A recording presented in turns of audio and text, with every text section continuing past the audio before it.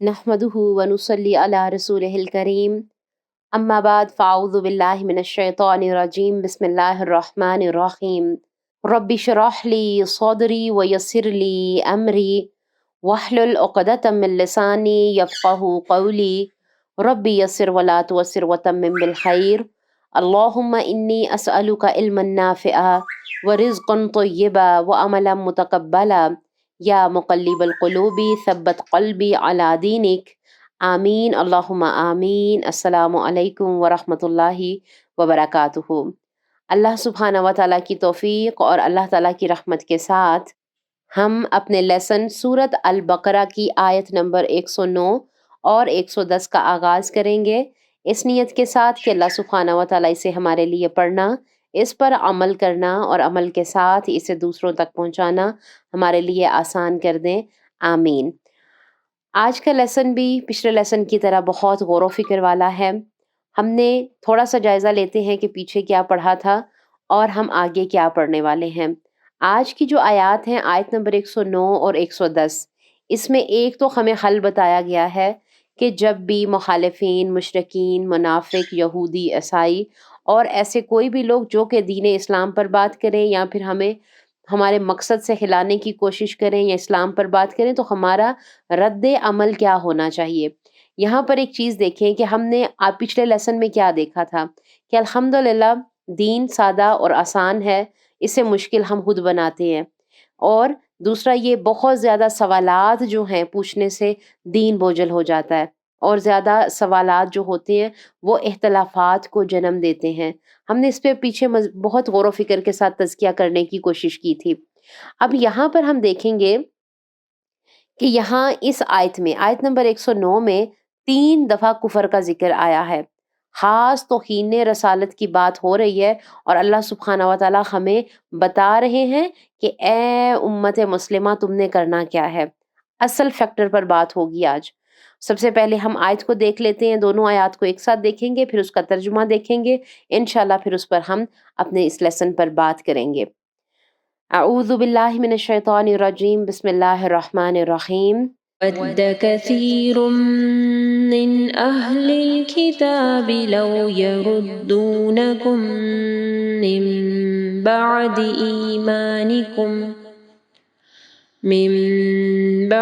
إِيمَانِكُمْ كُفَّارًا حَسَدًا مِّنْ عِندِ أَنفُسِهِم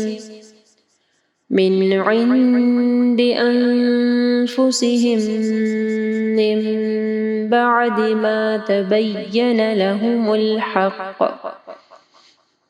فَاعْفُوا وَاصْفَحُوا حَتَّى يَأْتِيَ اللَّهُ بِأَمْرِهِ إِنَّ اللَّهَ عَلَى كُلِّ شَيْءٍ قَدِيرٌ وَأَقِيمُوا الصَّلَاةَ وَآتُوا الزَّكَاةَ وَمَا تُقَدِّمُوا لِأَنفُسِكُم مِّنْ خَيْرٍ تَجِدُوهُ عِندَ اللَّهِ إِنَّ اللَّهَ بِمَا تَعْمَلُونَ بَصِيرٌ۔ اللہ سبحانہ و تعالیٰ فرما رہے ہیں آیت نمبر 109 میں، بہت سے اہل کتاب چاہتے ہیں کاش وہ تمہیں تمہارے ایمان کے بعد پھر کافر بنا دیں اپنے دلوں کے حسد کی وجہ سے، اس کے بعد کہ ان کے لیے حق خوب واضح ہو چکا، سو تم معاف کرو اور درگزر کرو یہاں تک کہ اللہ اپنا حکم لے آئے، بے شک اللہ ہر چیز پر پوری طرح قدرت رکھتا ہے۔ اب آگے اللہ تعالیٰ نے حل بھی بتا دیا، دیکھیں آگے اللہ تعالیٰ فرما رہے ہیں اور نماز قائم کرو اور زکوٰۃ دو، اور جو بھی نیکی تم اپنی جانوں کے لیے آگے بھیجو گے اسے اللہ کے پاس پالو گے، بے شک اللہ جو کچھ تم کرتے ہو اسے خوب دیکھنے والا ہے۔ غور کریں، یہ ہے اصل فیکٹر جو ان سے یہ سب کچھ کروا رہا ہے۔ وہ نبی صلی اللہ علیہ وآلہ وسلم سے حسد کرتے تھے، قرآن اسلام کے خلاف تھے، اس لیے حسد کے مارے یہ سب کچھ کرتے تھے۔ غور کریں کہ اللہ تعالیٰ کیا فرما رہے ہیں، کہ اہل کتاب میں سے اکثر لوگ چاہتے ہیں کہ کاش وہ تمہیں تمہارے ایمان کے بعد کافر بنا دیں اپنے دلوں میں حسد کی وجہ سے۔ اس کے بعد کہ حق ان کے لیے پوری طرح واضح ہے۔ یہاں پہ ہو گیا، یہاں پر دیکھیں کہ اللہ رب العزت نے اہل کتاب کے حسد کی وضاحت فرمائی ہے کہ وہ چاہتے ہیں کہ ایمان کے بعد کفر کی طرف پھیر دیں۔ اس کے لیے انہوں نے جال بچھایا ہے، لیکن ان کا فریب خود ہی ان پر الٹ گیا۔ اللہ تعالیٰ سورۃ آل عمران آیت نمبر 72 میں فرماتے ہیں، اور اہل کتاب میں سے ایک گروہ نے کہا کہ دن کے آغاز میں تم اس پر ایمان لاؤ جو نازل کیا گیا، اور جو ایمان لائے اور تم اس کی شام کو کفر کرو تاکہ وہ واپس لوٹ آئیں۔ اب یہاں پر دیکھیں کہ اپنے دلوں میں حسد کی وجہ سے، یہاں پر دیکھیں حسد بہت بری اخلاقی بیماری ہے جو انسان کے نفس کے اندر یہ خواہش پیدا ہوتی ہے کہ دوسرے لوگ بھلائی سے محروم ہو جائیں۔ اہل کتاب کو یہ احساس تھا کہ وہ پہلے سے حق پر ہیں، اور حق پرستوں کی بڑی جماعت بنی اسرائیل سے ان کا تعلق ہے۔ وہ پیغمبری کو اپنا حق سمجھتے تھے۔ ان کے لیے یہ بات ناقابل برداشت تھی کہ ان کے گروہ کے سوا کسی اور گروہ میں اللہ تعالیٰ اپنا پیغمبر بھیجیں۔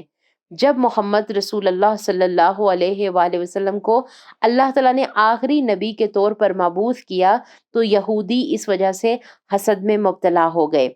پھر اللہ تعالیٰ فرماتے ہیں سورۃ آل عمران میں آیت نمبر 120 میں، اگر تمہیں کوئی بلائی پہنچے تو انہیں بری لگتی ہے۔ پھر دیکھیں کہ سورۃ النساء میں بھی ذکر آتا ہے، یہاں وہ لوگوں سے اس پر حسد کرتے ہیں جو اللہ تعالیٰ نے انہیں اپنے فضل سے عطا کیا ہے۔ تو پھر آگے اللہ تعالیٰ بتا رہے ہیں کہ ہم کیا کریں۔ یہاں پر دیکھیں، چنانچہ آپ معاف کر دیں اور درگزر کریں۔ یہاں پر ہم غور کریں گے کہ اللہ تعالیٰ کی طرف سے آنے والی کتاب اور رسولوں کو وہ جان چکے تھے، لیکن اس کے باوجود انہوں نے کیا کیا؟ اس کے باوجود انہوں نے حسد کیا۔ اب اللہ تعالیٰ نے ایمان والوں کو یہود کی برائیوں کے مقابلے میں عفو درگزر سے کام لینے کا حکم دیا ہے۔ یہ آیت بہت ہی غور و فکر والی ہے کہ ہمیں جب بھی ایسے حالات کا سامنا کرنا پڑتا ہے تو ہمارا عمل کیا ہونا چاہیے؟ کیا ہم ڈنڈے سوٹے پکڑ لیں؟ کیا ہم گالی گلوچ کرنا شروع کر دیں؟ نہیں، اللہ تعالیٰ کے احکام کو سامنے رکھیں کہ کیا کریں کہ معاف کر دیں اور درگزر کریں۔ کیوں کریں اس پر بھی آگے بات کرتے ہیں کہ دیکھیں یہاں اللہ تعالیٰ نے حکم دیا کہ یہاں پر اللہ تعالیٰ فرما رہے ہیں کہ آپ عفو درگزر سے کام لیں، اور یہاں تک کہ اللہ تعالیٰ کا حکم آ جائے۔ اس کے بعد اللہ تعالیٰ نے جہاد کا حکم دے دیا۔ اہل ایمان نے ان میں سے کچھ مستحقین کو قتل کیا، کچھ قیدی بنا لیے اور کچھ ملک بدر کر ڈالے۔ حتیٰ یعنی کہ یہاں تک کہ اللہ تعالیٰ اپنا حکم لے کر آئے سے مراد یہ ہے کہ اسلام اور کفر کی اس جنگ کا فیصلہ کوئی اور نہیں کرے گا بلکہ اللہ کرے گا، کیونکہ اللہ تعالیٰ حق کو فتح دینے والا ہے۔ یہود کے حق میں حسب وعدہ اللہ تعالیٰ نے حکم اخیر اپنے وقت مقرر پر نازل ہوا، جس سے مدینہ کے گرد و نواح کے یہود برباد ہو گئے، کیونکہ کچھ قتل کر دیے گئے اور کچھ مدینہ کے انواع میں سے نکال دیے گئے۔ پھر یہاں پر دیکھیں کہ نئے اسلام لانے والوں کو یہودی کیسے بہکاتے تھے۔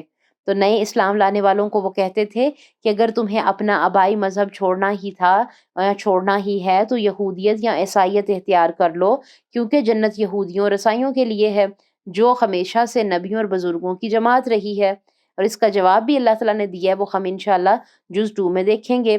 پھر اللہ تعالیٰ نے اہل کتاب کی ان سازشوں کا مقابلہ کس طرح کرنا ہمیں سکھایا ہے۔ اللہ تعالیٰ نے ہمیں سکھایا کہ اللہ رب العزت نے فرمایا کہ معاف کر دو اور درگزر کرو یہاں تک کہ اللہ کا اپنا فیصلہ لے آئے۔ اللہ تعالیٰ کے احکامات کو بجا لاتے رہو جن کا تمہیں حکم دیا گیا ہے۔ آج ہم کرتے کیا ہیں کہ اللہ تعالیٰ کے احکامات پر عمل نہیں کرتے، ہم بحثیں کرتے ہیں اور ہم فضول باتیں کرتے ہیں۔ اسلام مسلمانوں کو کس روپ میں دیکھنا چاہتا ہے؟ اسلام مسلمانوں کو حسد اور سازشوں کے مقابلے میں عفو درگزر کرتے دیکھنا چاہتا ہے۔ مسلمانوں کو جن خصوصیات کو اپنے اندر پیدا کرنے کی ضرورت ہے وہ یہاں پر دیکھیں، ہم غور کریں گے کہ عفو درگزر کرنا یعنی کہ اس سے خلاف مزاج حالات برداشت کرنے کی عادت پیدا ہو جاتی ہے۔ اس سے انسان کی اخلاقی اور روحانی قوت میں اضافہ ہوتا ہے اور بڑے بڑے سنگین اور مشکل حالات کو برداشت کرنے سے مشق ہو جاتی ہے۔ عفو درگزر انسان کو اس سے بچاتا ہے کہ وہ مشتعل ہو کر منفی کاروائیاں کرنے لگیں۔ نماز انسان کو اللہ تعالیٰ سے جوڑتی ہے، زکوٰۃ اس سے باہمی خیر خواہی اور اتحاد کی فضا پیدا کرتی ہے۔ پھر اللہ تعالیٰ فرماتے ہیں ان اللہ علی کل شیء قدیر، یقیناً اللہ تعالیٰ ہر چیز پر پوری قدرت رکھنے والا ہے۔ اللہ تعالیٰ نے سرکش یہودیوں کی قید، قتل و غارت گیری اور جلا وطنی سے اپنے قدیر ہونے کا یقین دلایا ہے۔ پھر یہاں پر ہم دیکھیں گے بہت اہم سوال ہے کہ یہود نے مخالفت کی وجہ سے عام لوگوں میں شبہات پھیلائے۔ مسلمانوں کو شبہات سے خود بچنے اور دوسروں کو بچانے کے لیے کیا نصیحتیں کی گئی ہیں اس آیت کی روشنی میں، وہ دیکھیں۔ سب سے پہلی بات، صاف الفاظ میں گفتگو کریں، ایسے الفاظ نہ بولیں جس سے کوئی برا پہلو نکل سکتا ہو۔ جو بات کہی جائے اسے غور سے سنیں اور سمجھنے کی کوشش کریں۔ سوال و جواب کے بجائے نصیحت کا مزاج پیدا کریں۔ حسد اور جلن میں مبتلا نہ ہوں، اپنے ایمان کی حفاظت کریں۔ پھر آگے اللہ تعالیٰ نے جو آیت نمبر 110 میں حل بتایا وہ دیکھیں کہ نماز قائم کرو، زکوٰۃ ادا کرو اور بھلائی تم اپنی جانوں کے لیے آگے بھیجو گے، اللہ تعالیٰ کے ہاں تم اس کو موجود پاؤ گے، یقیناً جو بھی تم عمل کرتے ہو اللہ تعالیٰ اس سے خوب واقف ہے۔ تو دیکھیں کہ ان آیات میں 3 چیزوں کی ہدایت ہے، نماز، زکوٰۃ اور تقدیم خیر کی۔ تو بہت ضروری ہے ہمیں اس پر سوچنے کی۔ اور مسلمانوں کو یہود کی شرنگیزیوں کے مقابلے میں کیا نصیحت کی گئی ہے کہ یہود سے بحث و مباحثہ نہ کیا جائے۔ یہ آج ہر اس انسان کے لیے ہے جو دین میں یا کوئی بات سن کے ایسی بغیر علم کے بحثیں شروع ہو جاتے ہیں، لیکن یہود سے بحث و مباحثہ، ایسی محفلوں میں بحث و مباحثہ بغیر علم کے نہ کیا جائے۔ اس معاملے میں اللہ تعالیٰ کی ذات پر بھروسہ کیا جائے، عفو درگزر سے کام لیا جائے، نماز قائم کی جائے، زکوٰۃ ادا کی جائے اور اس بات کا یقین رکھا جائے کہ جو کچھ ہم کرتے ہیں سب اللہ تعالیٰ کی نظر میں ہے۔ اور انسان کے دل میں اللہ تعالیٰ کے احکامات پورا کرنے اور نیک کام کرنے کی طلب کیسے پیدا ہوتی ہے؟ تو جب انسان کو اس بات کا یقین ہوتا ہے کہ جو بھلائی وہ اپنے لیے آگے بھیجے گا اللہ تعالیٰ کے ہاں اس کو پائے گا، تو اس کے دل میں نیک کام کرنے کی طلب پیدا ہوتی ہے اور مزید کرنے کی خواہش پیدا ہوتی ہے۔ کیوں؟ کیونکہ انسان کو یقین ہوتا ہے کہ اللہ تعالیٰ ہمیں دیکھنے والے ہیں، خوب جاننے والے ہیں، یقیناً تم سب جو عمل کرتے ہو اللہ تعالیٰ اسے دیکھنے والا ہے۔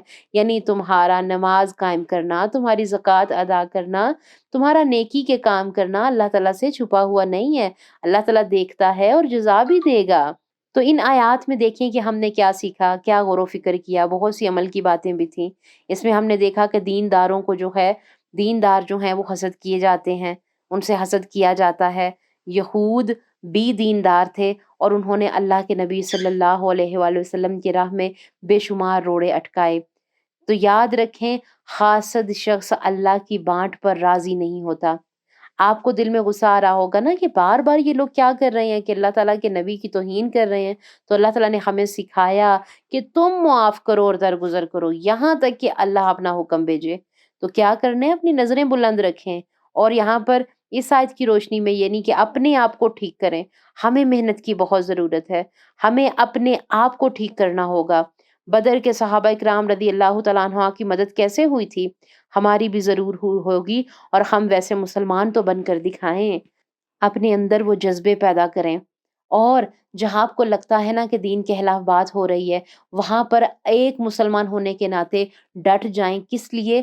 اپنا علم حاصل کرنے کے لیے، قرآن کے ساتھ بات کریں، دلائل کے ساتھ بات کریں، نہیں تو خاموشی سے وہاں سے گزریں۔ اللہ کا واسطہ ہے بحثوں سے بچیں۔ اور اس آیت کی روشنی میں اللہ تعالیٰ نے ہمیں جتنی بھی نصیحتیں کی ہیں اس کو سامنے رکھتے ہوئے اس پر غور و فکر کریں۔ اللہ تعالیٰ سے دعا ہے کہ اللہ تعالیٰ ہمیں غور و فکر کی توفیق عطا فرمائے، آمین۔ سبحان ربک رب العزت عما یصفون وسلام علی المرسلین والحمد للہ رب العالمین، آمین اللہم آمین۔ السلام علیکم ورحمۃ اللہ وبرکاتہ۔